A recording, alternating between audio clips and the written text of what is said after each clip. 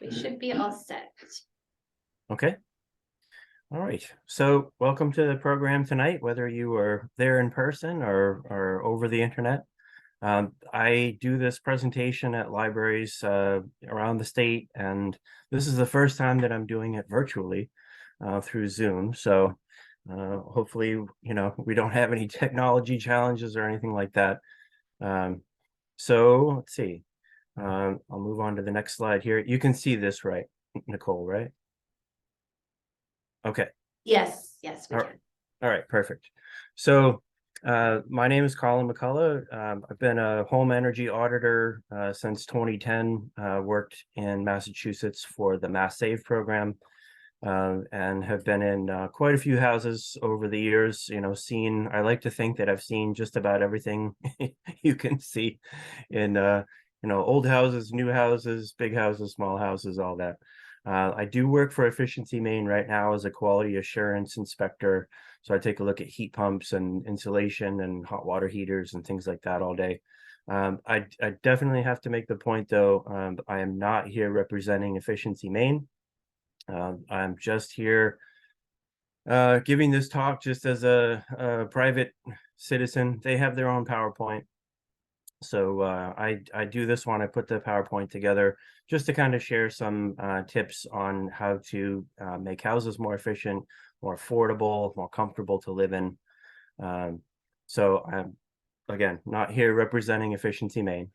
I am Building Performance Institute certified. BPI is sort of the standard for the energy efficiency industry, for insulation, for combustion safety, for house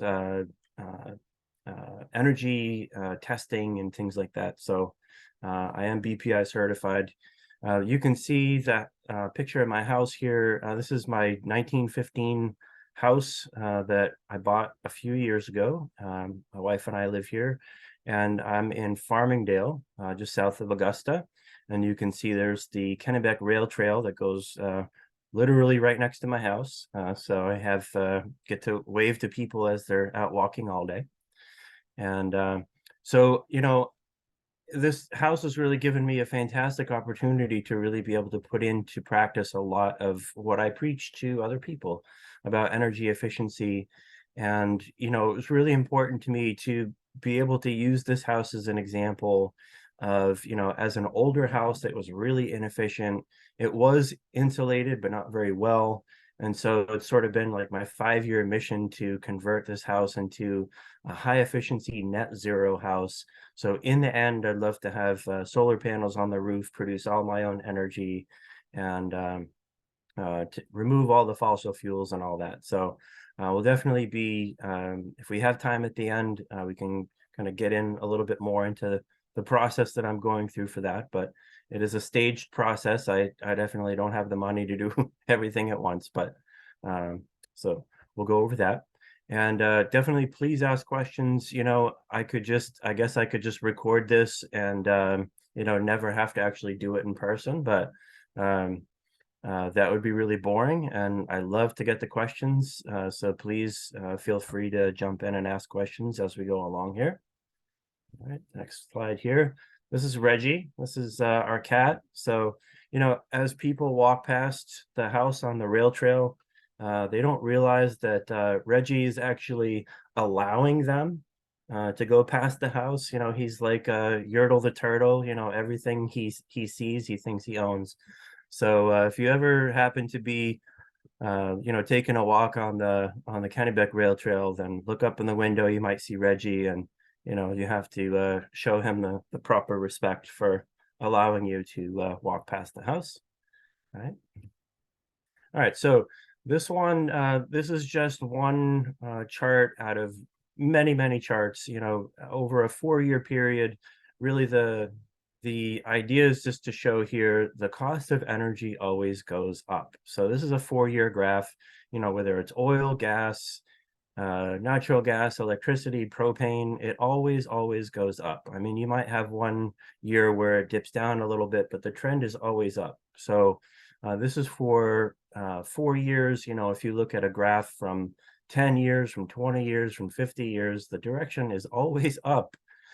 So, you joke and say, the only thing certain in life is death and taxes, but also that the energy costs are going to keep going up. So, where that's really important is, as people are, have some money to be able to make energy improvements in their house.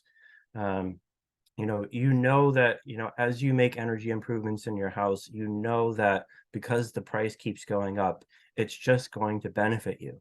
All right. So it's not like, in 1994, if I had bought stock in internet companies, I would have been a millionaire. But who knew in 1994 that, the internet would be this thing that we're using today? But, for energy prices, you do know it just keeps going up and up and up. So here are some examples of houses that I looked at in the Worcester area. I used to work in central Massachusetts as an energy auditor. So you can see this first house on the middle left there. There's an old Victorian.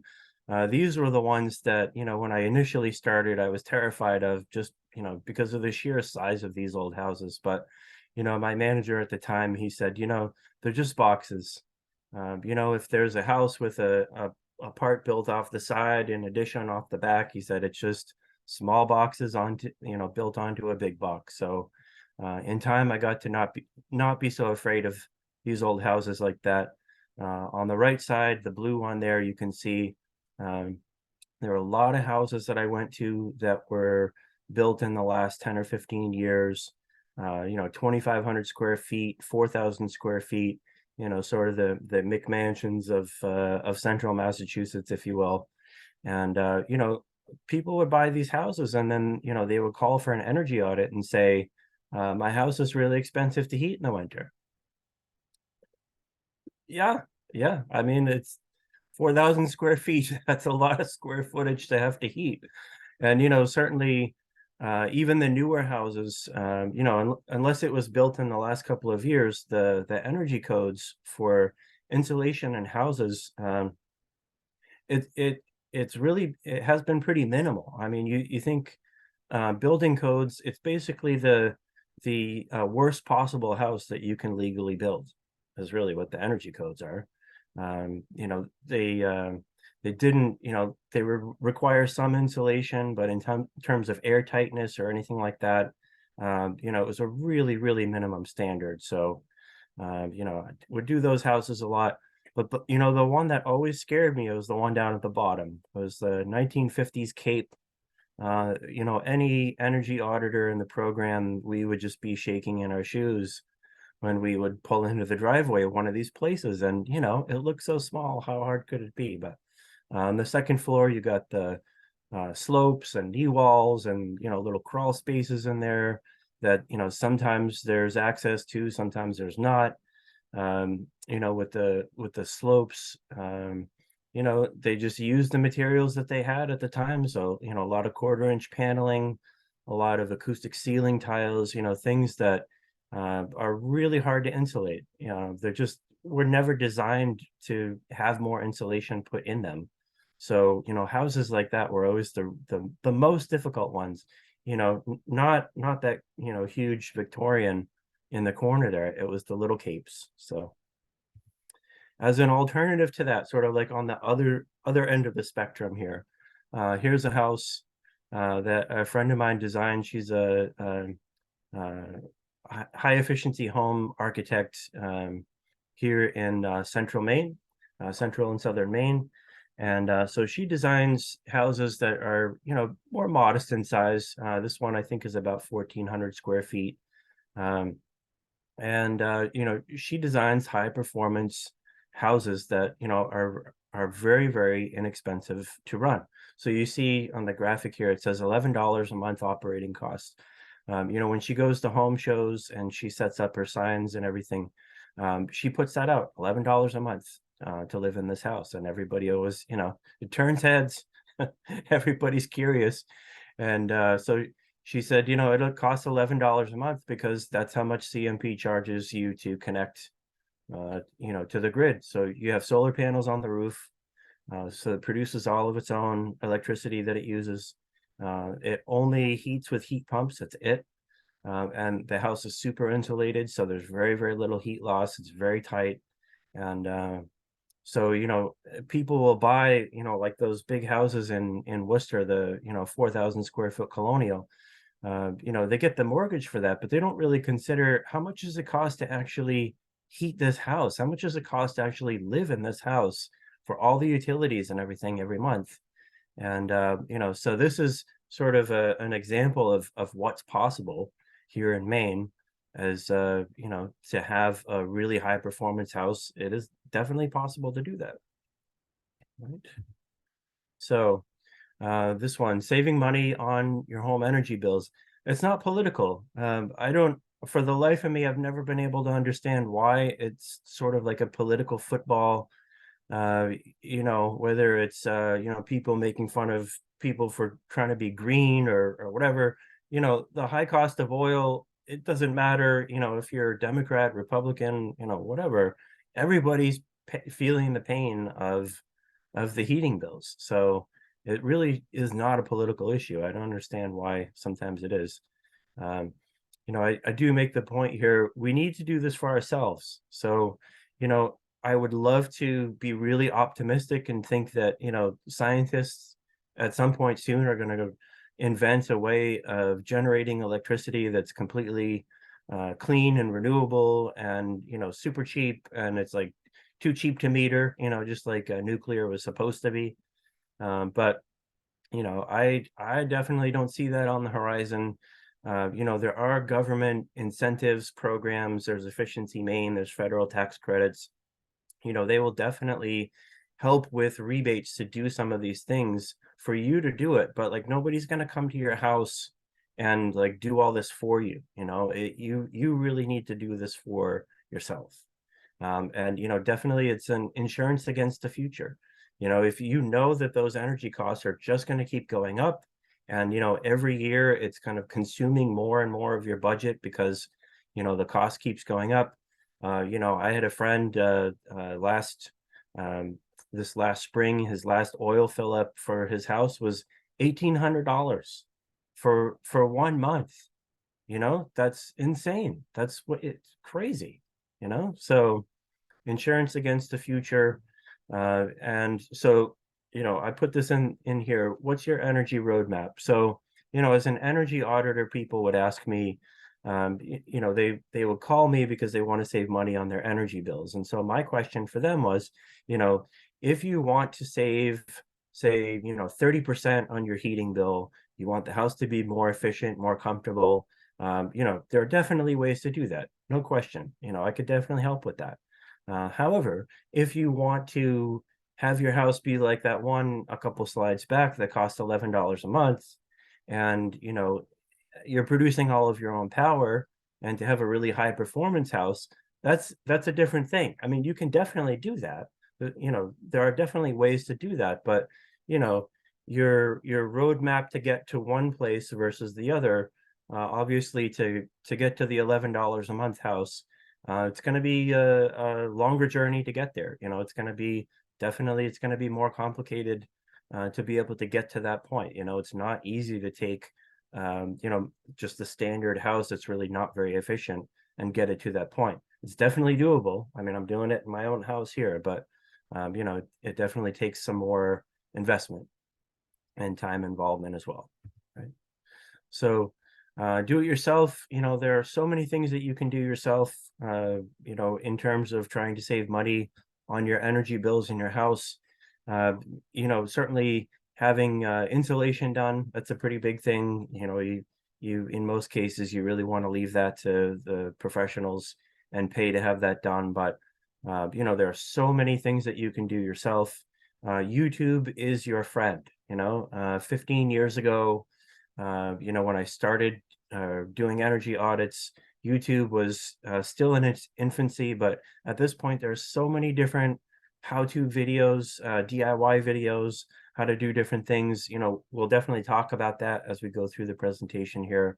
But, you can go to your local hardware store, got Crandall's here, in East Millinocket. you can go to your hardware store, pick up some of these materials and do a lot of this yourself. So upper right-hand corner, you can see there's some caulking around the windows. That definitely makes a difference. And then using a little bit of spray foam around the windows and doors as well.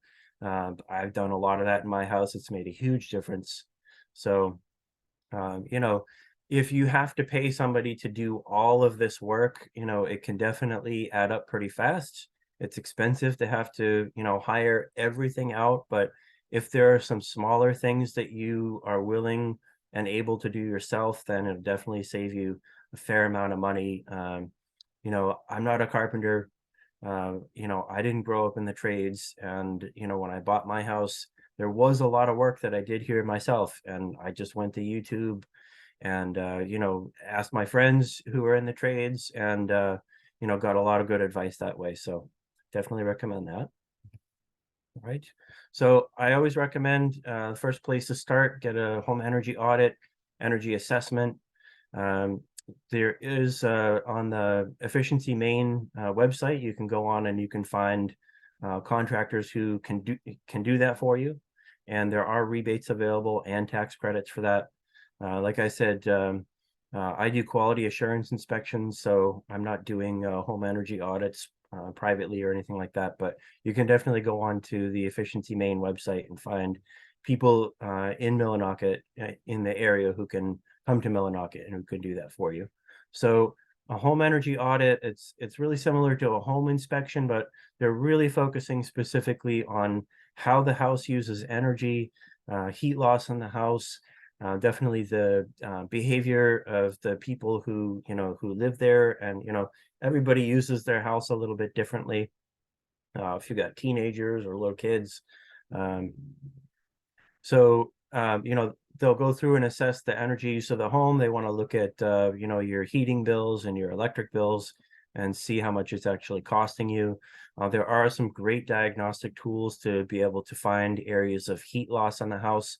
You can see in the middle photo there, there's a gentleman doing the blower door test. So that's basically just a door frame with a fan in it, and that measures the air leakage rate in your house. And you can also use that to find air leaks in the house. Any house that I do blower door test in, there are always surprises, always areas that homeowners had no idea there was air leaking in. So there's that. And then over on the left, you can see a couple of pictures of infrared camera.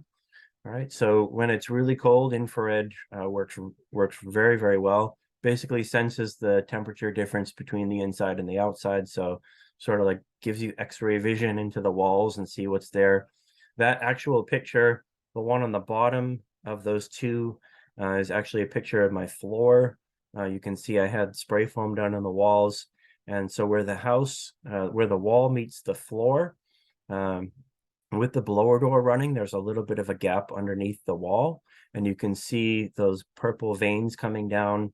That's really just an indication that there's a lot of cold air that's coming in right underneath the bottom of the floor there. So I used some caulking and sealed that up the best I could. And then, that's something you can do there. And like I said, there are rebates and tax credits available from Efficiency Maine. There's a $500 to $600 rebate for an energy assessment, which includes 6 hours of air sealing, trying to stop the air leaks in the house. Okay? And they also can go through and give you a list of energy upgrades, kind of give you an idea how much you're looking at for cost. If they're going to recommend insulation or heat pumps, or there's all kinds of different things you can recommend here. All right. Big one, windows and door, or sorry, specifically windows. Nobody loves their windows pretty much. Everybody feels like they're cold and drafty. There are definitely some alternatives to spending a ton of money and having to replace the windows. So there are some things listed out here. If you're not familiar with the window dressers program in Maine, that's a great program.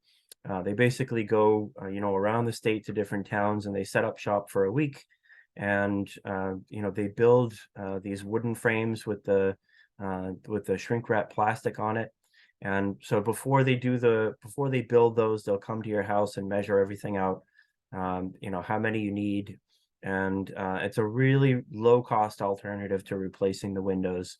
So you can go to the window dressers website in Maine, and you can see, where they're going to be, when is the next time they're going to come to your area.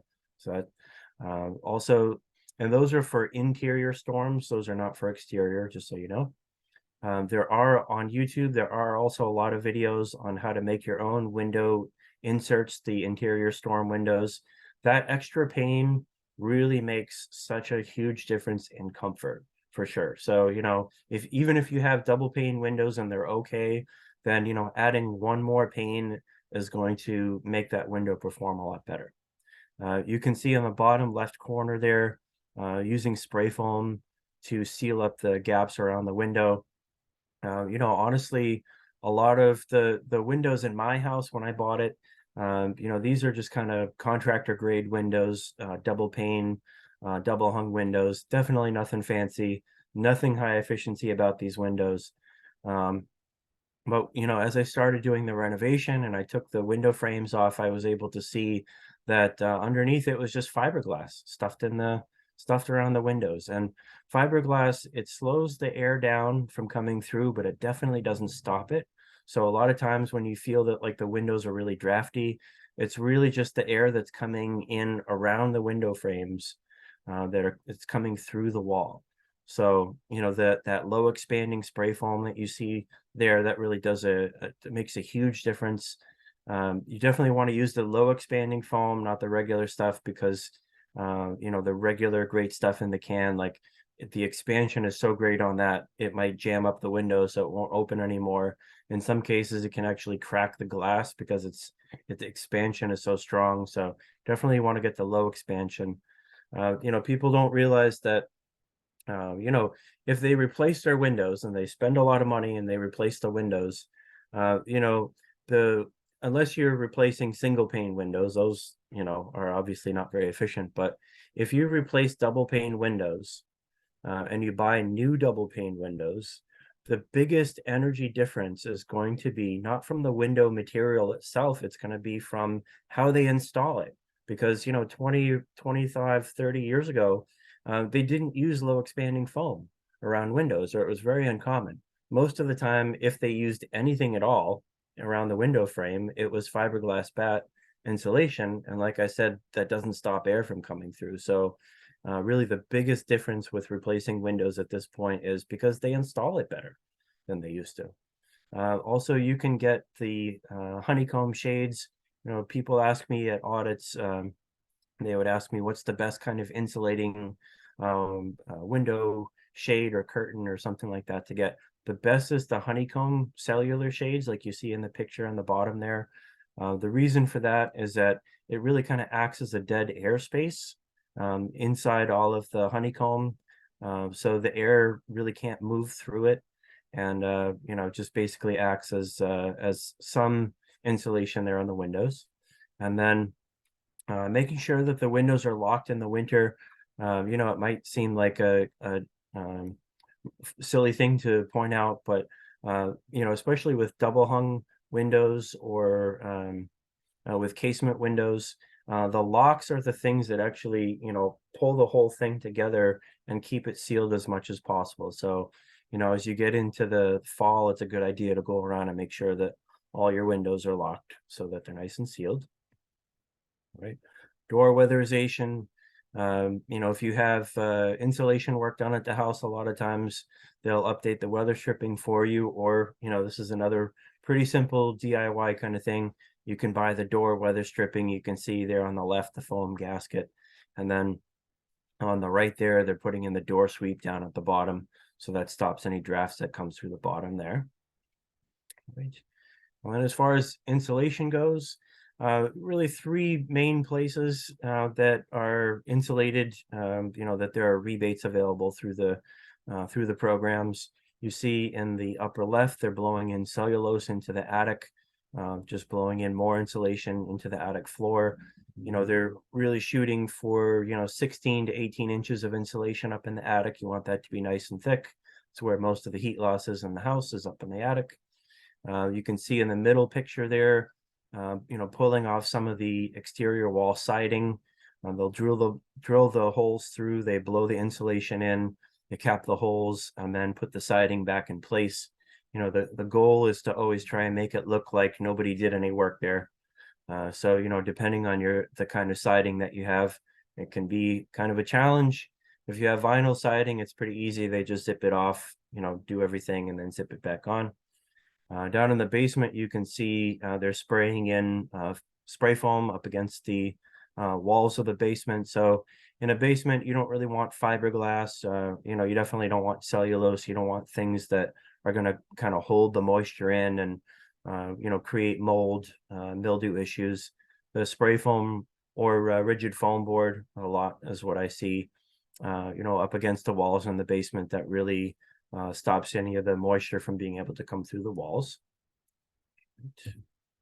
And then there are some health and safety roadblocks. So as an auditor, there would be things that I was always looking for that would kind of be showstoppers, from having any work done. So top picture there, you can see some vermiculite. Sort of looks like aquarium gravel, I suppose. It has some mica in it, some mica chips. So it's a little bit reflective. So if you go up in the attic in your house and you see that you have this, it basically wouldn't really be able to add more insulation on top of that. Like the other asbestos products, it works pretty well as an insulation, as a type of insulation that you can put in, but it could have some asbestos in it. So you really don't want to disturb it. If you have vermiculite, then if you wanted to have more insulation put in, you would need to call a company and have that remediated. They'd have to take that out and then they blow in new insulation. Middle section there's the loose attic wiring. I would see that a lot. People kind of do their own wiring up in the attic. So before, in this attic, before anybody's going to spray any insulation in, they definitely don't want to bury those cables, those wires. So, you either, you can do it yourself or you can have an electrician come in, just put in a couple of junction boxes, run the wires into the junction boxes and cover those up so that, it's safe to blow insulation over those. And then down at the bottom, you can see there's an example of knob and tube wiring. It's wiring that was done about 100 years ago. So, it's only the really older houses that you might see this at some point. It's got a cloth cover on it. So over time, the cloth, disintegrates. It gets really, if you touch it, it just kind of falls apart sometimes. So, any place that there's knob and tube wiring, they're not going to want to put in more insulation because it could be a fire hazard. Right. And then there's mold and moisture issues. So the picture at the bottom left there, you see if you see mushrooms in your basement, if you're growing mushrooms down there, that is not good. You don't want mushrooms in your basement. So, definitely an energy auditor is going to be taking a look around the basement, trying to figure out why you have moisture issues and mushrooms like that growing down there. Definitely wanting to make sure that that is addressed before they can do any insulation work. Picture in the middle there, that's kind of dramatic with the stream running right underneath the middle of the house. But, some of the houses that I did audits for in Massachusetts, old, 1800 farmhouses, things like that, they literally had, there were a couple of places I went to, it literally had a stream running through their basement. So, if you're going to tighten the envelope of the house, insulate things, then, if you have these kind of moisture issues happening, then you're just going to trap more of that in the house and it's going to create a lot of problems. So, definitely things like that you have to address. And then on the right side, you can see this lovely black mildew mold staining on the roof decking there up in the attic. A lot of times when people have the bath fan installed, the exhaust fan in the bathroom just goes right up into the attic, doesn't vent to the outside.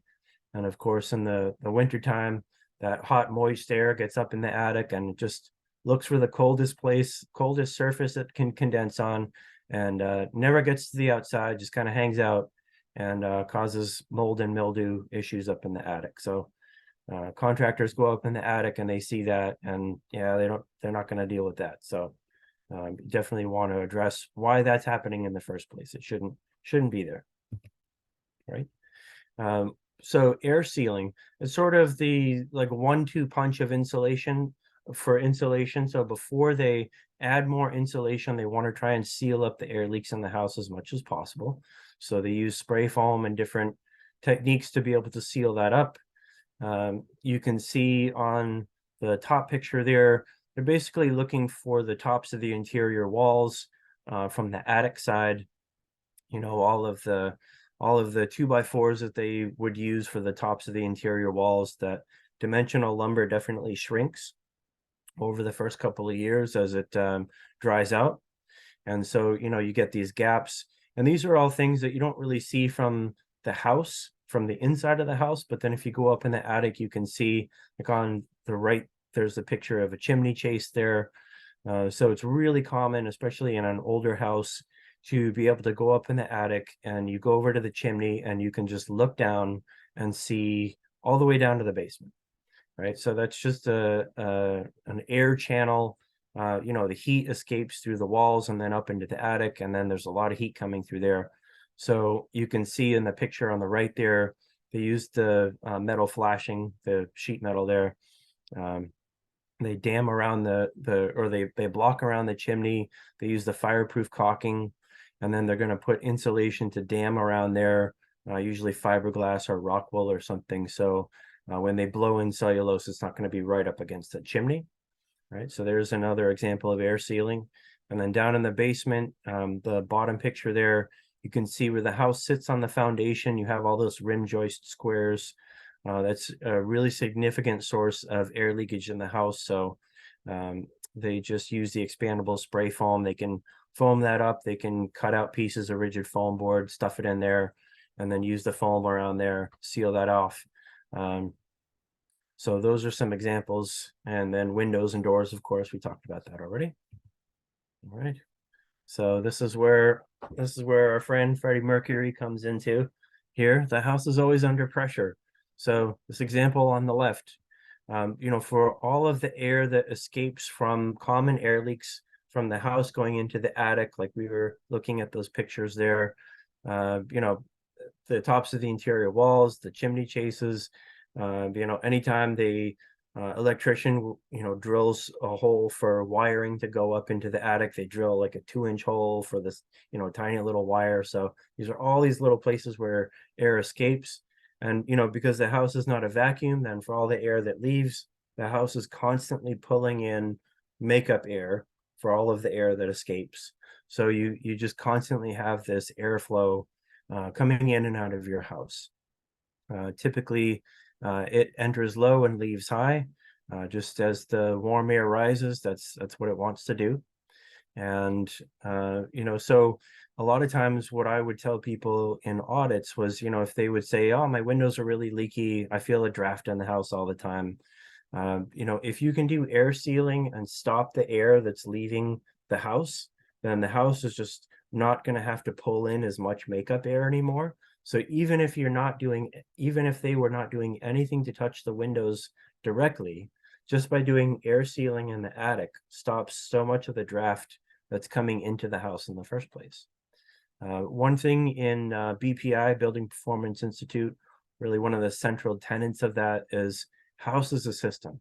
So if you make one change, it affects the rest of the house, right? So like I said, with that example, air sealing in the attic affects the windows. If you tighten, if you have a lot of moisture down in the basement for whatever reason, you know, if you have a dirt floor, crawl space, or, you know, basement, anything like that, if you insulate the attic, even though you haven't done anything to touch the basement at all, if you air seal up in the attic and you tighten that up, it can definitely create more moisture issues in the basement because you're kind of trapping more down there. So it's definitely important, if you're going to make one change, that you consider how it affects the rest of the house. And then, you know, of course, one of the questions people would, you know, things people say all the time, you know, does a house need to breathe? No, a house does not need to breathe. People in the house need to breathe. So you need fresh air, right? But the house itself it's not a living organism, doesn't need to breathe. It needs to dry, so if you have a lot of moisture in the house, it needs to dry out, needs to be able to do that. But does it need to breathe? So we'll look at that. So when people say a house needs to breathe, they're talking about, having the house be kind of leaky where the air can come through and you get fresh air.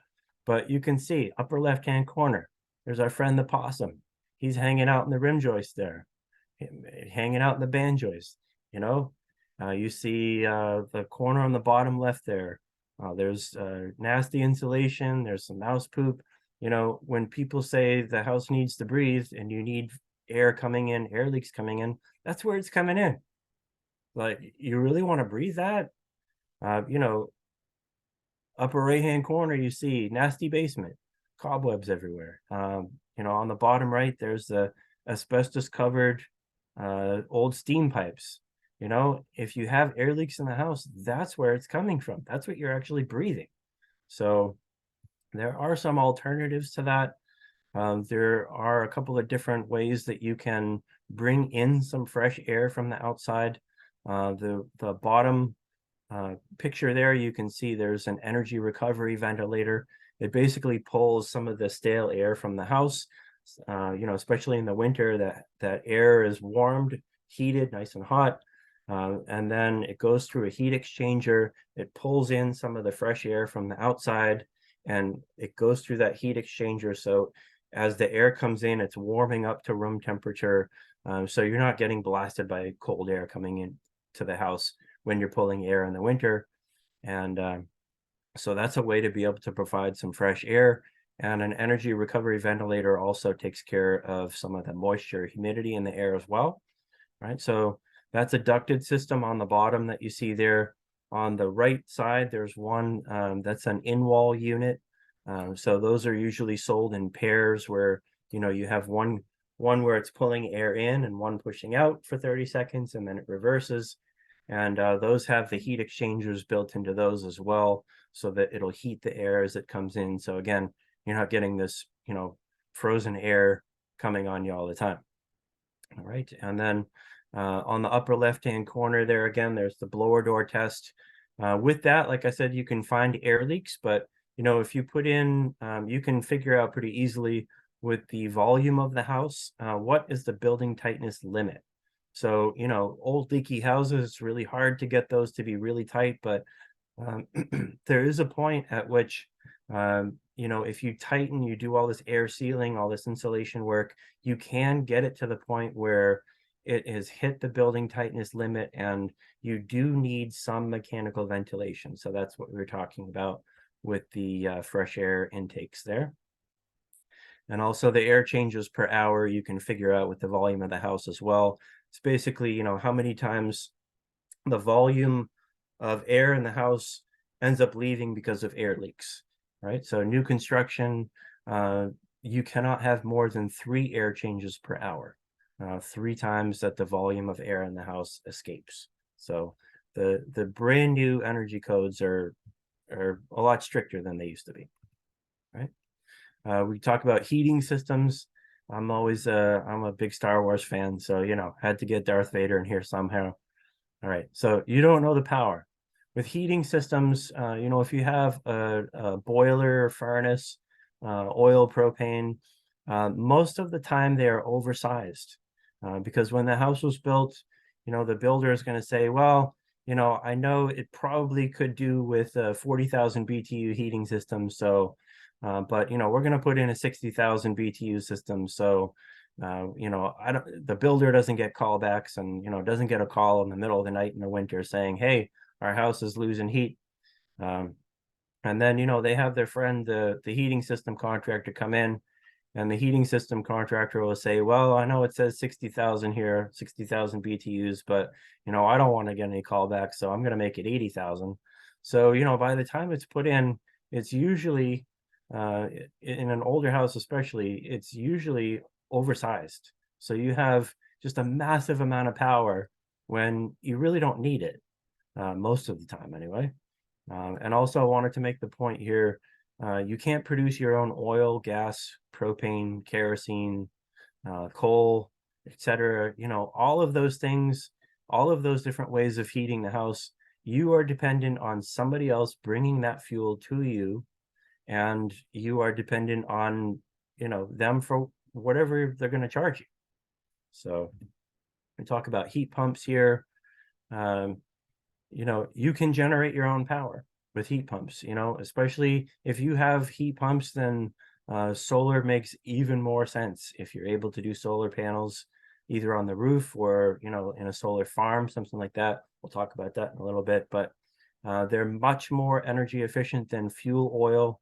I know one of you had the question about, you know, why isn't it working right in my house? There are a number of variables to this, but you know, dollar for dollar, you know, if it is working correctly, then it should be a lot more energy efficient than using fuel oil. One of the reasons for that is heat pumps are variable speed, right? So a boiler or a furnace, it's just on or off. So the thermostat calls for heat, you get 100% power all the time until it shuts back off again. It's just either on or off. Heat pumps are variable speed, so you know, you set it and forget it. You leave it at the temperature that you want it, and it just kind of cruises at that speed all the time. It'll ramp up a little bit if it needs to add a little bit more heat, and then it'll slow back down again. So the variable speed is really important, makes it a lot more energy efficient that way. It can be used for heating and of course air conditioning. I bought my heat pumps really for heat, but I use it all through the last couple of summers for air conditioning. It's turned me into a giant baby. So if it's like more than 80 degrees outside in the summer, then I say, oh, I can't possibly go outside. It's much too hot. So for, you know, little forewarning for that. I do see there's a question in the chat. So let's see, do you need a separate heat pump in each room? There are a number of different ways of doing it. There are multi-unit systems that you can put in. If you have sort of an open floor plan in your house, that's where heat pumps really work the best because it can really circulate the heat around a lot more evenly.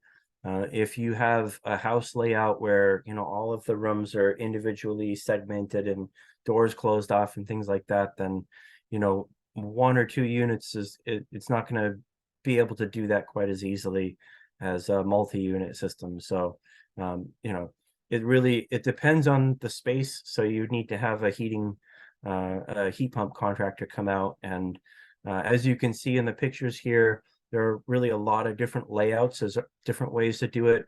The top picture there is the wall unit.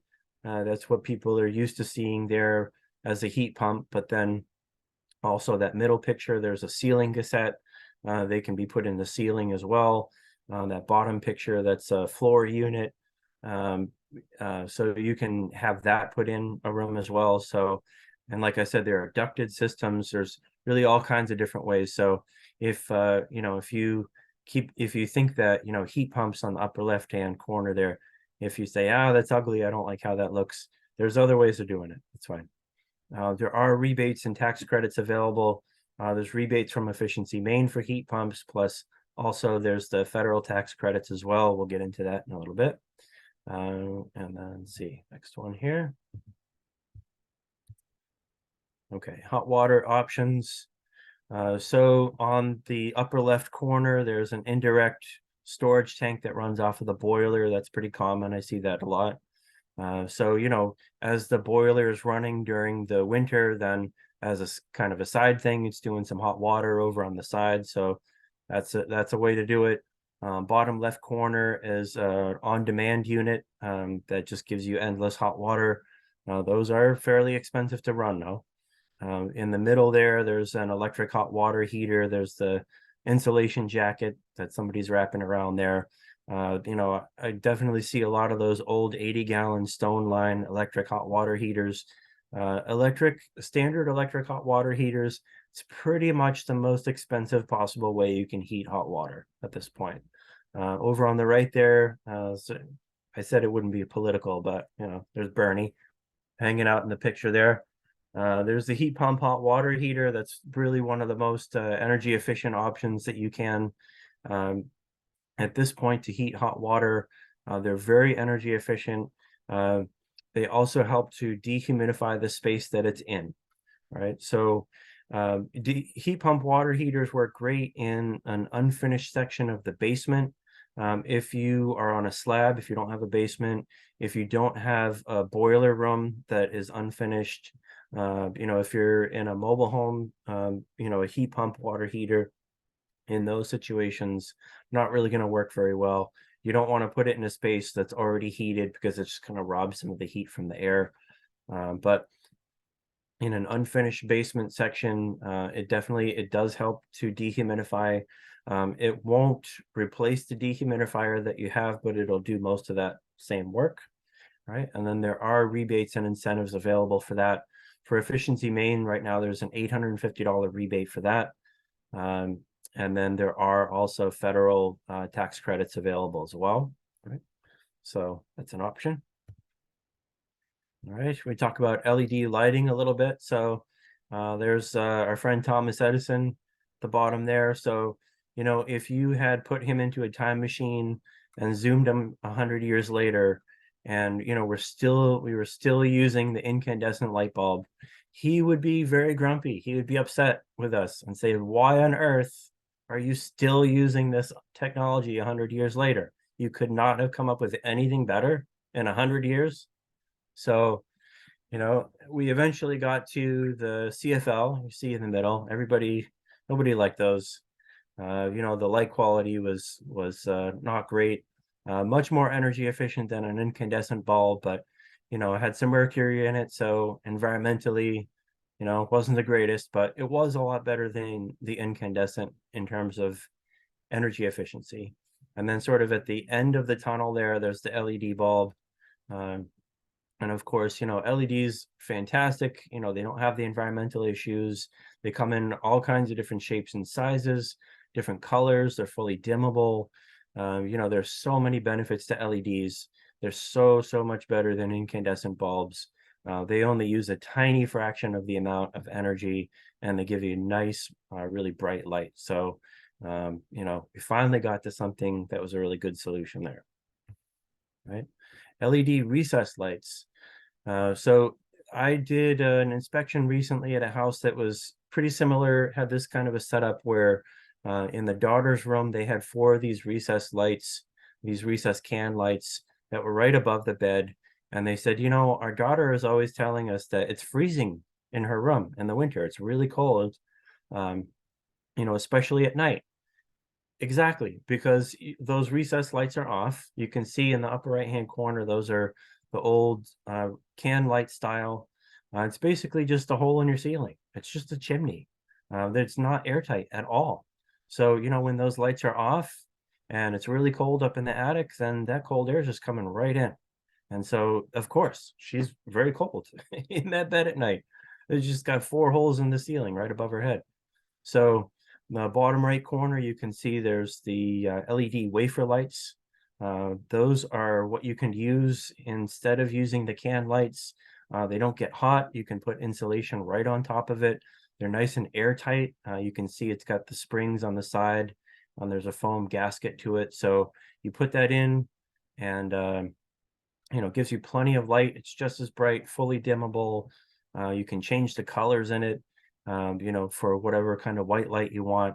And it's just so much more energy efficient. So, as an auditor, like one of the things, if I could just snap my fingers and make all of those can lights disappear instantly, into the trash bin of history, I wish that I could, because these LED wafer lights are just so much better, right? And energy vampires, right? So on the all the appliances and things that we use are plugged in, using energy even when they're off, even when we're not using them. For example, TV entertainment centers, the TVs, the cable box, the video game systems, all of these things, even when you shut them off, they're not really off, not completely. So, you hit the button on your remote and your TV, you want it to turn on right away. If you actually unplugged it from the wall and shut it off, then, if you plugged it back in and turned it on, it would take a while. the cable box. It's going to take a while to warm up and go through its cycle. So, you know, uh, so we leave them plugged in, and they always draw a little bit of power. Nice thing is, from the electronic standards, the manufacturer standards, they're much stricter now than they used to be for those standby losses. So, the new TVs that are out now don't really have much of a standby loss. It's pretty minimal, but older TVs, they're just drawing all kinds of power, even when they're off. So on the bottom there, next to the count, you can see there's the kilowatt at the library. Nicole, you guys have one of those that you can let people borrow? We actually don't, but we've done them through our interlibrary loans. And just a few times we've had patrons ask, and that's how we've done it. And they have said that it works really well. So Excellent. All right. Yep. Yeah. So you basically just plug that in the wall and then plug whatever electronics into that. And you do have to let it run for at least an hour just so it can kind of monitor it and see. And it'll tell you, how much energy it's using and how much it costs. So computer workstations, same kind of thing. If you put those on a power strip, you can just hit the power strip when you're done, shut everything off. Of course, so many people will use laptops now, so it's different. Cell phone chargers, just kidding. Um, anytime I read articles about, tips on how to save energy, they always, say, oh, unplug those cell phone chargers. Ridiculous. Really ridiculous. If you use one of those kilowatts and you plug a cell phone charger in, when it's not running, when you're not charging anything, it won't even show up on the meter. It uses such an inconsequential amount of power. Your electric hot water heater is why your electric bill is so high, not your cell phone chargers. So you don't have to blame the kids for everything. All right. Borrow a kilowatt meter from the library. I can say there. All right. Old fridges and freezers. Over on the left there's my friend, the Olive Kenmore. Right. You got the Marigold Maytag GE in the middle there. All right. So, you might say, well, I've had the same refrigerator for 40 years and it'll never die. Probably you could never kill that thing. It's going to be incredibly energy inefficient. It's going to use a lot of electricity versus a new one. If you say, Colin, yeah, I can go out and buy a new energy efficient one, but it's definitely not going to last me for 40 years like the Olive Kenmore over there. Probably that's true. But if you're happy with how much electricity you're paying in your bill, then I guess you wouldn't be, in the presentation today. On the right-hand side, there's an upright freezer here. This was actually a freezer that I did put the kilowatt meter on in the basement. Somebody was asking me, how much does this thing actually use? So we plugged it in for an hour, and it turned out that this standing freezer uses $45 a month. $45 a month. I said, what do you keep in that freezer for $45 a month? And he said, well, I do a lot of gardening, grow a lot of tomatoes. So I make a lot of sauce, put it in there. And I said, $45 a month, I can buy a lot of good spaghetti sauce with $45 a month, really. If you have something like that in the basement, then again, yeah, it'll last forever, but do you want to spend $45 a month on it? A new one, like I have one in my basement, a standing freezer, and it uses about $4 or $5 a month. That's about it. So, all right. And then electric vehicles. All right. So there's our friend Henry Ford. Flash him 100 years into the future, and he would be very upset. We are still using the same technology that he popularized with the original Fords. It's really the same thing. I mean, they've added some more power to it. They've been able to make it somewhat more efficient, but the internal combustion engine is pretty much, breaking it down to, its actual technology. It's pretty much the same as 100 years ago. So, we have electric vehicles that are really just coming into the market now. I used to have, there's on the underneath Henry Ford there's the picture of the Chevy Bolt. I had that. I leased one when I was living in Massachusetts from 2017 to 2020. I am not a car guy. I could care less, honestly. It's very utilitarian for me. It just gets me from one place to the next. I loved this car. It was so much fun to drive. It had so much power, so much pickup. It was so quiet. I just absolutely loved it. So I have another one on order right now because I want one. I miss it so much. I'm going to get another one. On the top, you can see the Tesla there. So, everybody, and they think electric cars, usually they think Tesla. Teslas are awesome. If you have Tesla money, then absolutely, Tesla's great. On the bottom, you can see there's the Ford Lightning F-150 pickup. That has such a large battery in it that you can actually plug it into your house and use it as a source of power, as a generator in case your power goes out for 3 days. So it's got a huge battery. And for people who just have to have a truck, then there is that as well. They are very low maintenance. In the 3 years that I had my car, pretty much all I ever had to do was I changed the tires because it's so much fun to drive. I may have peeled out a little too much, but tires is it pretty much. I used to work on the road as an auditor all the time. Having to go get oil changes and stop and do that all the time was such a pain in the neck. With an electric car, there's nothing to do. My mechanic that I had for years, he grimaced when I got that car, and he's like, if everybody gets those, then we're not going to have jobs anymore. So home charging, it makes a lot of sense if it makes the most sense if you have an electric car, if you can charge it from home. That way, every time that you wake up in the morning, you have basically full charge, full tank, whatever you want to call it. And, every day you start fresh with it. There is certainly an expanding charging network. Efficiency Maine has been working really hard to get the fast chargers installed all along the turnpike, so you can go all the way from York, all the way up to the top of the state. The fast chargers, you can usually do it in 15 minutes full charge, 30 minutes depending on what kind of car you have.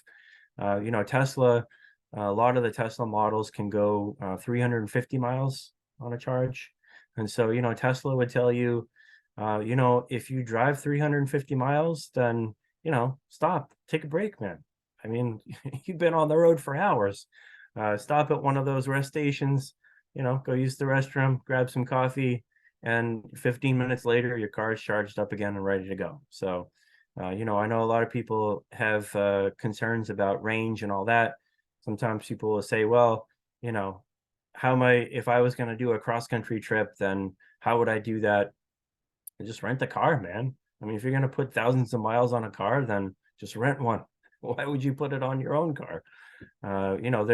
There is an expanding charging network, on the highways mostly is where you'll find those fast chargers at this point that can do it pretty quickly. But, it requires a little bit more planning in advance, be just a little bit more aware. You can't just pull into every gas station if you have an electric car, obviously. And there are rebates and tax credits for it. With the Chevy Bolt right now, it's a $26,000 new. There's a $7,500 federal tax credit for the Chevy Bolt. If you qualify for the low income program with Efficiency Maine, there's also a $7,500 federal or state rebate for that, in addition to the $7,500 federal tax credit. So you can get that $26,000 car for $11,000, brand new, fantastic car. And so, I always like to stop, say objections here. Of all of these things, the electric vehicles are always like the most political of the footballs. I know definitely one objection people have is the lithium batteries. Not great from an environmental standpoint, just mining the materials to be able to produce those batteries. But I always kind of go back to the compact fluorescent bulb and say that, lithium batteries are sort of the compact fluorescent bulb of batteries at the moment. You know, it's not the end goal. It's, you know, it's not ideal, but we need to invest in this in order to get to that next technology that is going to be more environmentally friendly and even more efficient, be able to charge faster, you know, all that stuff. The industry is just never going to get to that point if we're not investing in, you know, what's currently available today and showing that there's a demand for it. So I will stop if anybody has any objections, anything that is a concern to them or that they've heard concerns about, then I'll shut up for a second here. Anybody? No objections? Wow. All right, good crowd. All right. I had an inspection customer recently who he said to me, you know, I talked about the electric vehicle rebates, and he said, I'll never allow one of those vehicles in my driveway ever. And I said, have you ever actually been in one? Like as a passenger, have you been in one before? And he said, no. And I said, if you ever get the chance, you know, to ride an electric car, I said, they are so much fun. They got so much power. Like you will never want to drive a gas car after that. They're just so good. And he said, that's what I'm afraid of. And I said, yes, okay, we have future advocate. He's gonna be an EV advocate someday. Just got to get him in one. All right. Solar PV. So solar panels, you know, 10 years ago, was really for the green crowd. You know, people want the green cred. They put the solar panels on their roof.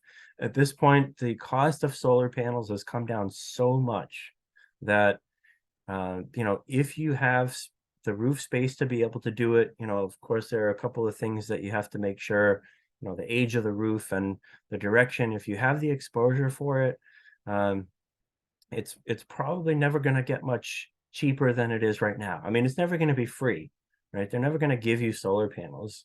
You know, it's always going to cost you something. There's a 30% federal tax credit right now for solar. You can do, like you see the rooftop there. There's also ground mounted solar. Sometimes people put it on the racking system. That does cost a little bit more to be able to do it in the field, but you know, if you don't have the exposure for it or the roof space to do it, the field is an option. People ask me a lot about the community solar. You know, if you're like me, you probably get, you know, all these, you know, postcards and things in the mail that say, hey, sign up for our solar farm and, you know, we'll give you a cheaper rate on your electric bill. So there's two different ways to do this. That is the subscription model, where you are paying them for their power that they produce. And then there's community solar, where you, instead of having the solar on your roof that you purchase, you would purchase it for a community solar farm. And so you buy into that, you purchase that, just like if it was on your roof. And I see this question here. Really excited about clean energy and electric cars, but cost and availability, specifically in rural areas like up here in northern Maine, is a hindrance. I hear you. Absolutely. Yeah. You know, as far as electric cars go, the availability is almost zero at the moment. It's really hard to actually buy one because there's such a demand for it. So, you know, the car companies, they're trying to ramp up. Several of the car companies like GM and Volvo, for instance, have actually said they are not going to produce any more gasoline cars by 2035. It's going to be completely electric. So that is definitely where things are going. Right now, you know, like I said, we're still sort of in the earlier time of that. So I definitely hear you on the electric cars. Solar, you know, it really depends on, you know, who in the area you can find to do it. You know, for like that roof mounted system there, you can see, you know, say it's $20,000 to do that. You know, if you have 20,000 in the bank to be able to put down for that, fantastic. Absolutely. Buy that. You know, if not, you can, the companies now typically have a loan program that they work with banks to do. And so basically, you know, they'll look at your electric bill, and if it's $150 a month you pay for electric, they'll put in the solar panel system on your roof, and their loan payment will be $150 a month, and that's what they design it to. And so you're not really ever paying an electric bill after that because the panels are making everything for you. And so you're just spending that same amount of money, but paying it towards the panels instead. And then at the end of the loan, then you just own the panels outright, and then it's all gravy at that point. And like I said, there is the 30% federal tax credit, and it does insulate you from the cost of energy swings for electricity. You know, people complain, you know, the price of electricity is going up. If you have solar panels, then you can be that person in the room and who says, "Oh, it's expensive. Oh, I don't even realize I have solar panels on my roof. I don't pay anything." So, you know, you will never have friends ever again if you say that, but you could be that person. We had a question here. Yep. Yeah, I've got a question Oh, about You bet. solar panels. We were talking, my husband and I were talking about that today. We get so much snow on our roof that Mhm. that would be a concern for me, covering the solar panels. Okay. So how do you mount it so that the snow doesn't settle on the solar panel? Right, right. Did you say that you do have solar panels right now, or you're thinking about getting them? Well, we were talking about the possibility of doing that, but no, we Okay. don't have it now. Okay, so there are a couple of ways to answer that. You know, on days like today, you know, with all the snow we got, you definitely drive around and see, you know, people who have solar panels. A lot of them are covered at least partially by snow. Because it's such a dark material, it does absorb the heat a lot more than the rest of the roof, typically. So, you know, if there's a part of the solar panels that is uncovered, then it's not going to take too long for the sun, for the heat to melt off of those. They will melt faster than the rest of the roof. Unfortunately, they all, when the snow, they're so what do I want to say? I can't even think of the word. When the snow comes off, it like all comes off at once. They're so smooth, it just comes all right off at once. So, but you know, most of your electric production is going to be in the summer anyway. So, you know, if they size the solar panels to be able to produce what you need for the year, they know that you're going to produce a lot more in the summer than you actually use during the summer, and they know that it's not going to produce as much in the winter. So, you know, basically all of that extra electricity, it just runs the meter backwards. You get all of the credit for all of the extra kilowatt hours that you produce, and then you just get that credit back in the winter when you're not producing that much because of the snow and you know, less sunlight per day. So they kind of figure that in. All right. Okay, And then also, go ahead. I have questions. Yep. So there's not a battery that stores the solar? Is that something you can get, or you don't need to anymore because, as you said, you have that credits and give and take? Yeah, as long as you're connected to the grid, then it's better to do it that way. You can get batteries like the lithium batteries at this point that will store the power that it generates, and you can use that first. But you know, if you have heat pumps, something like that, you know, they do use a fair amount of electricity, and you know, you may not be able to use the battery like a generator, or you'd have to get, you know, a pretty big battery system to do that. You know, it's an expensive thing, and like I said, the lithium batteries right now, it's kind of the CFL of battery technology. So, you know, if you wait a little while and much better batteries come out, then you know, maybe it'll be a lot more effective at that point. Okay, so what happens if the power does go out? Does Uh, that cut off your electricity because you're still going back and forth from them? Right. If you don't have a battery system, then it would shut off the power from the solar. The reason is that if it didn't cut off, then it would start producing power and putting it back into the grid. So, all the linemen that come out to work on the systems, they're actually going to be charged lines. So you don't want that Gotcha, okay. for safety. Yep. And then I What also see, about, oh, go ahead. is there still a charge, like for us, it would be Versant? Is there still a charge to connect? Is that like the $11 you were talking about before? So no matter what, you're always gonna pay something to the electric company. Correct. Yep. Yeah, they're charging you to connect to the grid. So, instead of paying for that really expensive battery, then if you're connected to the grid, you can basically kind of use the grid as a battery and, put power in and then take it out as you need it. So it is a service. They're going to charge you something for that. And finally, how do we find out people around here that would do that? The internet's going to be the best place to do that. You can just type in solar Millinocket and you can see, who comes up. I know down in southern and central Maine, a lot of people use Revision. They're a pretty big company. They do a lot of solar installations, but you can see if they'd be able to come up to Millinocket or not. But yeah, I would just start with a Google search, honestly. So can you go back, because we got interrupted, the community solar, how does that work? Yeah, so that's like, solar companies will, instead of putting it on your roof, a lot of times they have a solar farm set up where, they own the location and, they're installing the panels and you just buy into that. Instead of putting, 25 panels on your roof, you just pay for the 25 panels for the farm.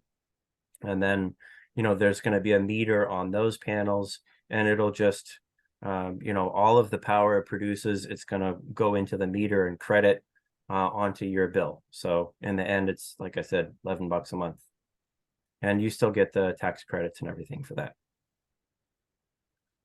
So is that because we were looking into that and we were considering it, but if we also were thinking about putting in our own solar panels, once you buy into it, are you stuck in it? Or can you say, okay, I want to do this for 2 years and then we have the money to do our own? I've never been in that before, so I don't know for certain, but I'm thinking that, if you're buying it, then it's going to be just like if it was on your roof and, you wouldn't stop there and then put some on your roof at that point. I mean, if it's producing, anytime that they size a system for solar, they're trying to produce about almost, if not 100% of the power. They don't want to produce more than that. You don't want to do that because, you're not going to, CMP is not going to, or Versant's not going to pay you for the extra electricity that you don't use. So it's just kind of wasted money for you to buy those extra solar panels if you don't need it. So if you're already getting 100% from the solar farm, then, doing another bunch of panels on your roof, it's just going to be more than 100%. So wouldn't really be worth it. Yeah. But, you can definitely talk to, companies that do community solar. I don't really have a lot of experience with that, but I just like to tell people that is available. If you don't have the roof space, if you're in a condo, if you're in an apartment, there are other alternatives. You can still use solar. All right. Thank you. Yeah, you're welcome. And then also there's a question in the chat. I've heard that some places firefighters have issues with structures with roof solar. Is that something you know anything about? I know that there are limitations to how full up you can put panels on the roof. In some towns, for that fire issue, I know that there are some setbacks on the roof, like it can't be too close to the top, things like that. But, definitely any solar company that you talk to is going to be familiar with that. I love solar. I love to talk about it, but I'm not an installer. So some of those things, I can't really answer that. Okay. And then let's see a couple other things here. I just want to check the time, make sure we're not getting too late here. All right. We'll kind of go through these things quickly. Smart devices. So, the Internet of Things, you hear, the microwave talks to, the refrigerator talks to, you know, your toaster oven, who cares about that stuff? It doesn't matter. You know, just because you can do it, whatever. But there are a couple of things, smart devices that are actually really great from an energy efficiency standpoint. If you have your oil boiler or furnace, you know, central heating system, you can use the smart thermostats. And so those kind of learn they learn your behavior over time, you know, turning it up and down at night and during the day. It does let you control your heating system remotely with your phone. The app on your phone is actually much easier to program that. You know, if you have one of those old digital wall thermostats, it's like, you know, trying to program your VCR for like different times of the day and the, you know, the week, the weekend, you know, it's a lot harder. With these ones, it makes it really super easy. Also, smart temperature and humidity sensors. So these are great. I have these in my house, especially for spaces that you don't go in, like a basement. You know, I'm not down in my basement every day. It's unfinished. You know, it's not a lot of fun down there. So I'm not down there very much. With a smart temperature humidity sensor, you can put that in the house. It uses Wi-Fi, so it just connects to your router, and there's the app on your phone. It'll just tell you. You can look up at any time what the temperature and humidity is at any point, at any part in the house that you have these sensors placed. I always, you know, tell people it's great to have one on each living floor, first floor, second floor, but then also in the basement. All right. And what's really nice with these is that you can set thresholds for minimum and maximum for temperature and humidity. Right. So in my basement, for example, if it goes below 40 degrees for temperature, it texts me. It lets me know, hey, it's 40 degrees. It should not be 40 degrees in my basement. So something's wrong. You know, if the humidity level in my basement goes above 50%, it will text me right away and let me know, hey, humidity is going up. It should not be going up in my basement. You know, I have a dehumidifier down there. So if it's above 50% in my basement, something's not right. So, you know, it's not just for energy efficiency, it's really for peace of mind. You know, this technology exists to let you know when things are going wrong, when otherwise you wouldn't know. And, you know, with temperature and humidity, if things really start going sideways, then you know, you really want to know about it. Even if you're not home, you know, hey, something's wrong with the temperature. You know, on my first floor, I have that temperature sensor. If it was 60 degrees on my first floor, then I want to know, like, what is going on? Something's wrong with my heating system. So you can get those. And by the way, those are usually about $25 per sensor. You can get those. Amazon is probably the fastest way to get those at this point. Also, home energy monitors. This is for massive energy nerds like me who. Colin, before we Yep. move on, I'm sorry to Yep. interrupt again, but we do have another question here. Sure, you bet. Okay. I was curious on the smart thermostats, if you know of any good systems for multi-zone hot water baseboard, because anytime I looked at that, it was just kind of this one central one and it wouldn't really work to control the zones with different temperatures. Yeah. So do you have how many thermostats do you have currently in your house? 4. Okay, and that's for oil or gas or propane? Oil. Oil. Okay. Yeah. So really the smart thermostats are designed to replace all of the regular thermostats in your house.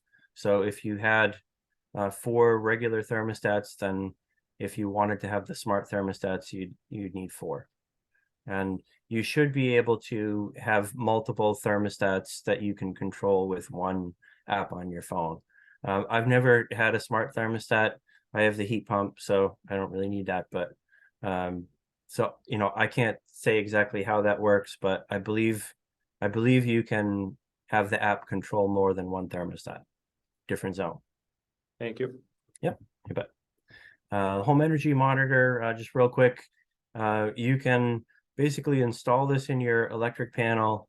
If you're insane like me, then you can just go onto YouTube, watch the 10-minute video on how to do it. and you just put it in yourself. It's not that hard. You don't need an electrician to do it.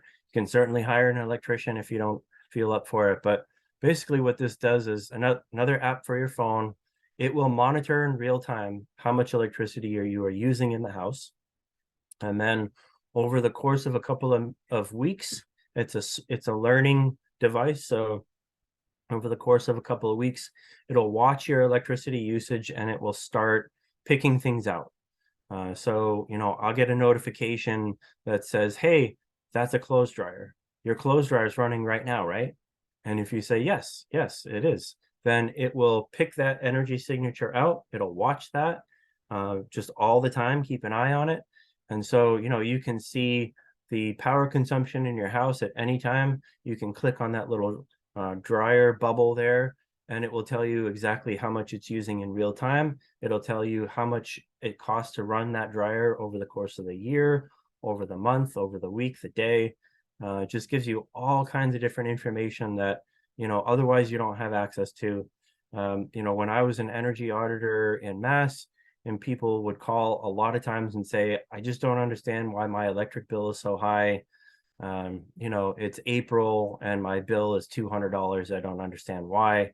As an auditor, I would often be able to find the causes of why, but sometimes not. Sometimes I couldn't figure it out.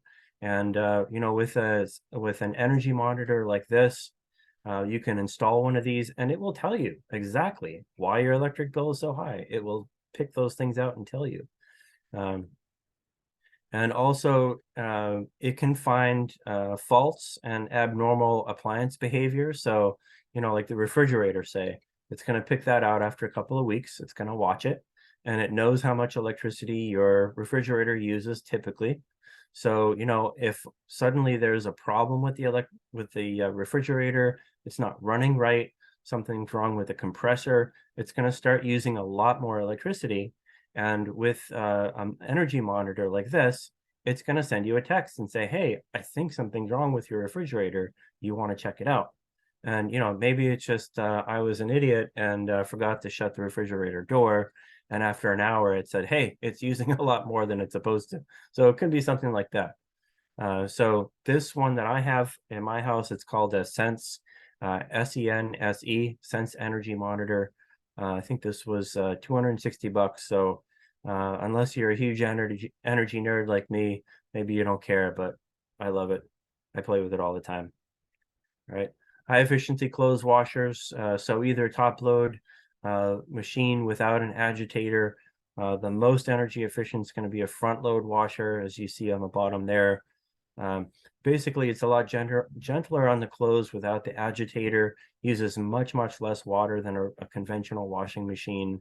And also it spins out the clothes so much that the dryer just doesn't have to do that much work. So, for Efficiency Maine, there's a $50 rebate for high efficiency washers. People say, why don't you have one for the dryers? The biggest difference in electric usage, energy usage, is going to be in replacing that old washing machine and using a high efficiency washer. Right. There's also for clothes dryers, there's heat pump clothes dryers. They do use somewhat less electricity, 28% less electricity. You can actually plug it into a standard 120 outlet. You don't need a 220 outlet to run these. There's also no venting required. So basically just pulls the moisture in through a condensate drain, which would go into the same drain that your washer goes into. So you don't have to vent it outside.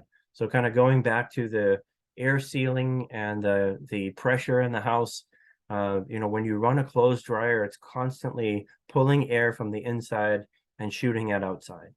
And so, it's depressurizing the house. So, again, the house is pushing air out, and then the house is going to have to pull in cold air from the outside in the winter to replace that drier air going out. So uses less electricity, but then also uses less heat in the house as well. Gentler on the clothes because it's not a high heat. It just runs, pulls some of the heat from the air, and then just heats the clothes a little bit, pulls the moisture out of it. So it's general or there. There are federal tax credits available for those as well. Kind of a new technology, or new to us anyway. Induction cooktops. So, I do a lot of cooking. I actually have a couple of cookbooks that are published. And, my cooking friends, they say, oh, I love natural gas. Don't ever use electricity. This is bananas. So an induction cooktop, this is like the perfect cooktop if you love to cook. So it gives you absolutely precise temperature control. 100% temperature control. You take the pan off of the stove and you can put your hand right on it. It's very safe. It basically works by magnet induction. So there's no heat that's being produced. It's just the magnet induction is heating the pan, causing a reaction in the pan. It does use as much electricity as a regular countertop. I mean, a regular electric stove, except it cooks everything in about half the time. So it does end up using less over the course of the time because you just don't have to have it running all the time. There's no energy loss around the pots and pans because the magnet is just heating the bottom of the pan. So, it's not like on a gas stove where you have half of the heat's coming out the side and being wasted. And that is also eligible for a federal tax credit as well. At the moment, the induction cooktops are a little bit on the fancier side. You can pay $8,000 for an induction cooktop, as the high end that's got all the bells and whistles. But certainly there are more affordable options for all the rest of us as well, right? And then as far as the rebates go, for Efficiency Maine, you can go on the Efficiency Maine website. These are all the things: the insulation, air sealing, heat pumps, heat pump water heaters, washing machines, electric vehicles. Those are kind of the focus of what Efficiency Maine has rebates for at the moment. You can see, what qualifies for that and everything. Just a couple of notes here. Some of the rebates are income dependent. So for insulation and heat pumps and things, you could qualify for more rebate money depending on what your income is. So for low income, if you have HEAP, known as LIHEAP before, SNAP, TAMP, anybody in your house gets Maine Care, any of that, you would qualify for the low income rebates. For moderate income, that is based on the adjusted gross income for you.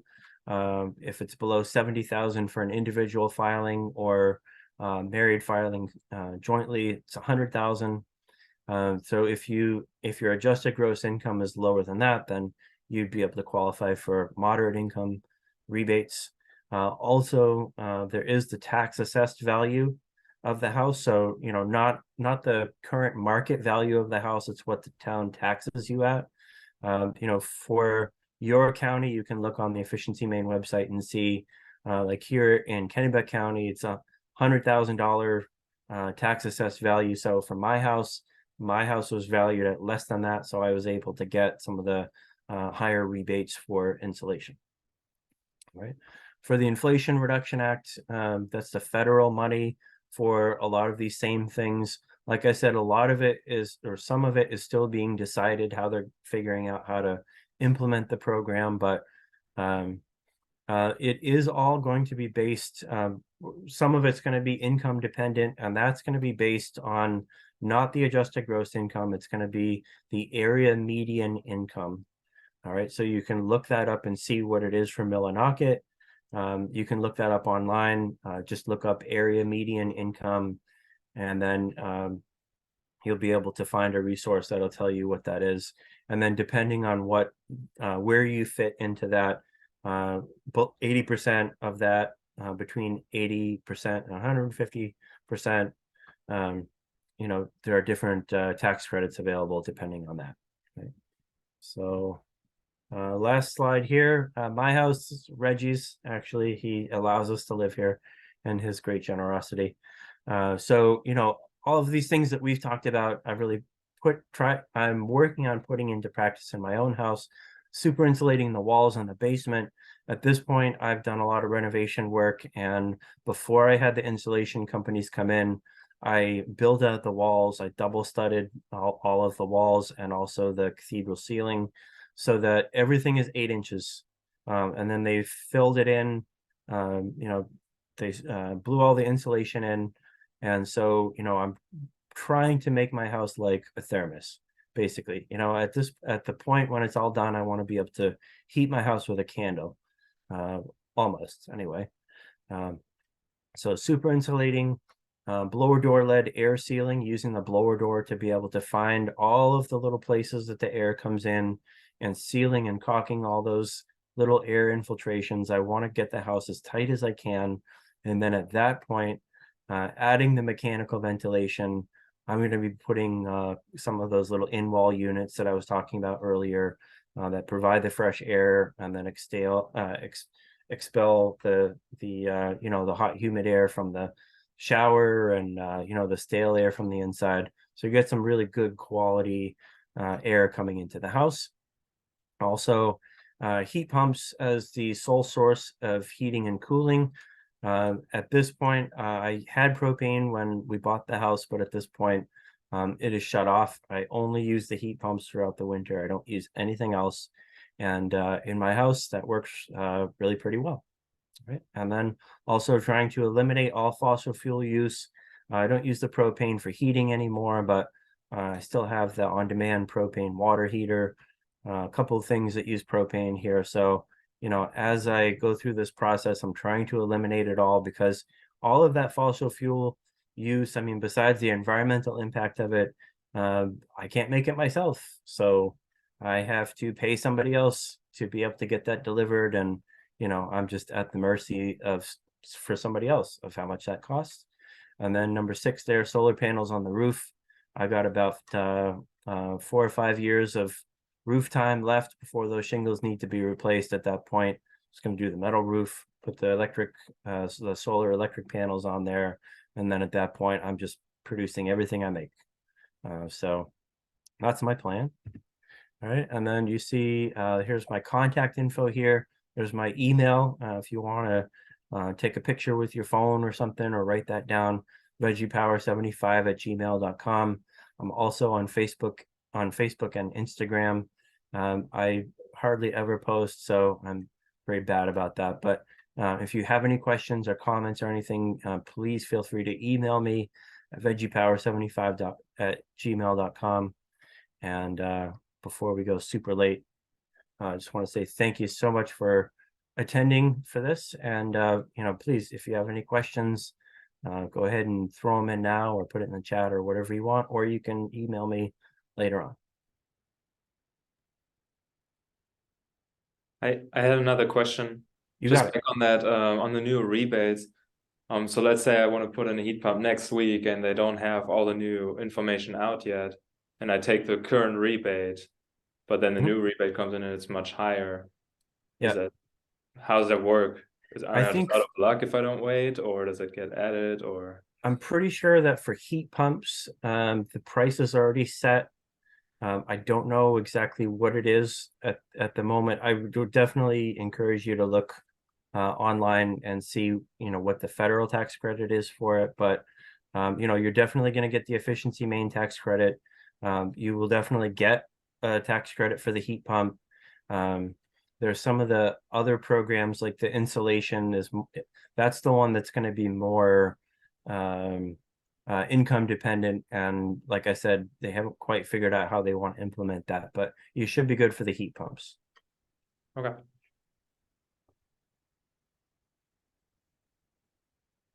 Right. I Anybody else? actually have a question. So you were talking about the home energy monitor. Mhm. How difficult is that to install? Like where is it going? Is it something that I'd have to know about electricity, or is it? Right. So I'm a complete bonehead as far as electricity goes. I am not an electrician by any means. It all terrifies me and scares me. But I did watch a video on YouTube how to put it in. There are actually a few that Sense puts out how to do it. The first thing you do is shut off the main power to the house. So, you know, there's on the panel itself, there's not going to be any power going through the breakers anymore if you shut off the main. So, you know, if you watch, I would say watch the video, how to do it. If you don't feel comfortable, definitely hire somebody to do it.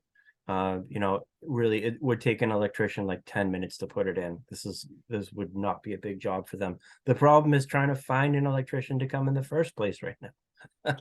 They don't want to come for small jobs. So, you know, I put it in myself, honestly, because I called and called different electricians and nobody really wanted to come out for, you know, one little thing.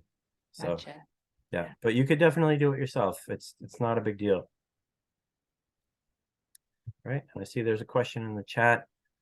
Thank you for all the info. As a retiree on a fixed income, doing a lot of upgrades seems unattainable. Definitely, you know, like I said, in my house, I'm just kind of doing things in stages.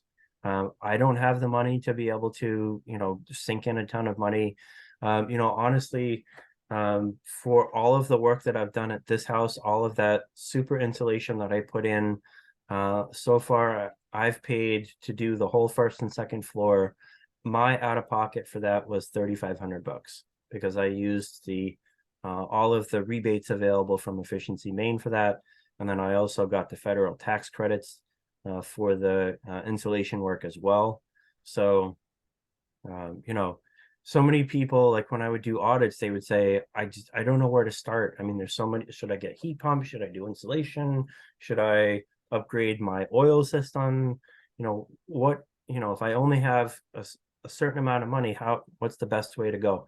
I would say, you know, having an energy audit, getting the energy assessment, that's, you know, having somebody kind of come to your house, specifically look at your bills. You can say, you know, this is how much I have to play with as far as money to invest in something right now. What makes the most sense? Then an energy auditor is going to be able to answer that for you and help you with that, because it's going to be different from one house to the next. Yep. I don't know, just to answer Christine, I am in the same boat. I have kids and it's, you know, every penny counts. One of the best things that it feels like, even if it's just for comfort, that I did was I put up some of the really inexpensive window, I didn't even go with the honeycomb blinds. I have a couple of those and I'm hoping to as I get, you know, like you doing it piecemeal, as I get the money to replace more of my window blinds, but it's not pretty. I did the interior window insulation kits, the plastic. Oh yeah. For comfort, they've done wonders. Like I have a very old house, and so it just takes away a lot of those drafts. Great. Yeah, those work. Thank you. That works really well. The plastic film, the shrink wrap, and you use the hair dryer for that.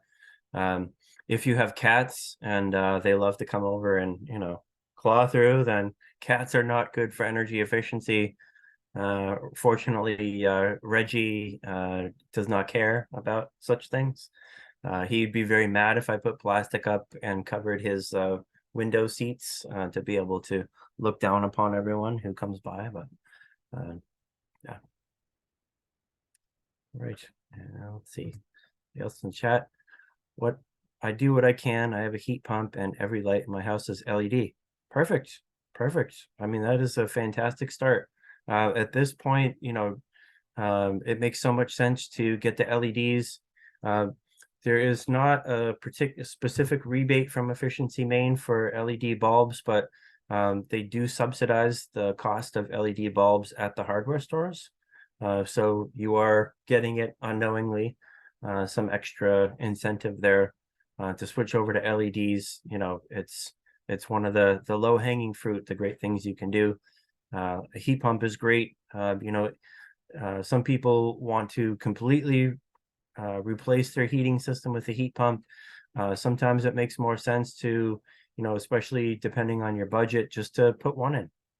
You know, if you can heat most of just one floor or like one zone with a heat pump rather than using the oil or propane, then like I said, depending on different factors, you know, it really should save you a lot of money to do that. So, yep. All right. Any other questions before we're done? Right. So me again, I have one more question. You go. mentioned the induction cooktop. And I just got a new stove like 3 years ago. It's a propane stove. I love it. But I do know like every time I have to fill up a propane tank, it's really just for that stove. Yeah. So I was looking at the kind of the more portable induction stovetops. Are those Mhm. ones? I really couldn't tell like if they were good or if they're just kind of gimmicky, or do you have an opinion on those? Right. So there's sort of no middle ground for the portable induction cooktops. There are Gotcha. ones that are like $100 $120. And then there are the same ones that are like $1,200 for essentially the same thing. There's no one that's like $500. Um, really the big difference with those is going to be um, the size of what you can cook on. For the less expensive ones, the magnet's going to be smaller, and you're not going to be able to use large pans on that, like large saucepans. You kind of have to stick to the smaller pans to be able Okay. to cook on. All right. Right, and let's see in the chat here. I have mostly those cold recessed light ceiling lights you mentioned. Is there a good way to make them more efficient or change them out? Certainly, if you don't already have the LED bulbs that you took out the incandescent bulbs and put the LED bulbs in, that is far and away the best thing you can do. I would say, depending on what your comfort level is, um, they're really not very difficult to change out. If you go onto YouTube and you watch a couple of videos on how to swap them out, and you don't have to do them all at once, but if you just pick a room, most of them you can buy them in the same size. So like if you took out the can light from the attic and then you just bought that same size one, that's the flat one, the LED wafer light with the clips on it. It just fits right in the same hole, and it's not difficult. It's just you take the old wires off, put the new ones on, and use the wire nuts for those. Like I said, you could just watch a couple of videos on YouTube on how to do it, or you can just have an electrician come out. Like I said, don't have to do the whole house, but just 1 or 2 rooms.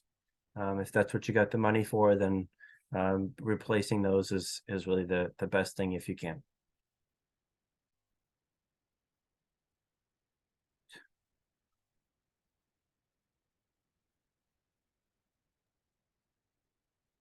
Great. Anybody else? Let's see. Thank you. All right. Thank you. Right. Right. Well, I think if everyone's done in the chat, we're all set here. Okay. I thank you so much. This was really, really informative. I'm thinking on a lot of different things. So it's great to have some ideas, and I hope everyone got a lot out of it. I know I did. Thank you. But yeah, so I'm going to stop recording Okay. unless you had anything else you wanted to add. No, well, I Okay. think that's it. I hope